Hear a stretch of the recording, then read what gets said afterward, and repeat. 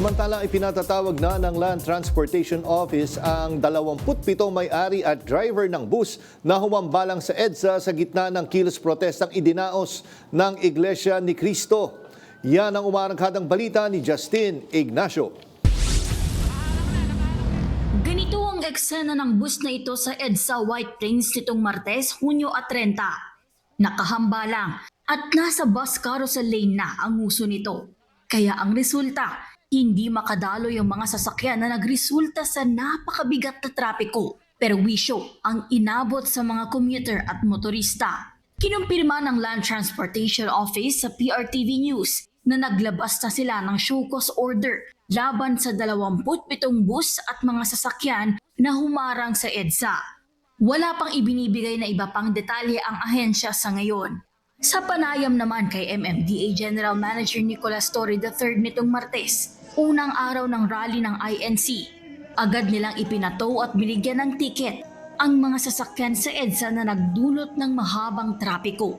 Hanggang West Avenue, hanggang Timog, dyan sa may TV station dyan, lampas ng Kamuning. Pagkatapos, mga northbound naman, abot hanggang EDSA Orense, lampas ng Guadalupe yung traffic. Kahapon, alas 8 ng umaga, naiusog na ang bus na nagbigay daan para sa 3 linya ng kalsada sa EDSA.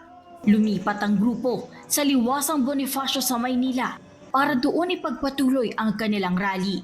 Samantala, ibinahagi naman ng Metropolitan Manila Development Authority o MMDA na umabot sa mahigit 36.5 na toneladang basura ang naihakot nila mula sa idinaos na 2 araw na rally ng Iglesia ni Cristo sa EDSA.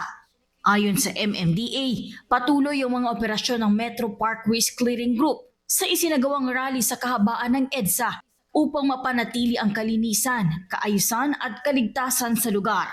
Kabilang sa mga isinagawang hakbang ng ahensya ang pag-aayos ng mga concrete barriers, paglilinis ng mga naiwang debris at agarang paghakot ng basura.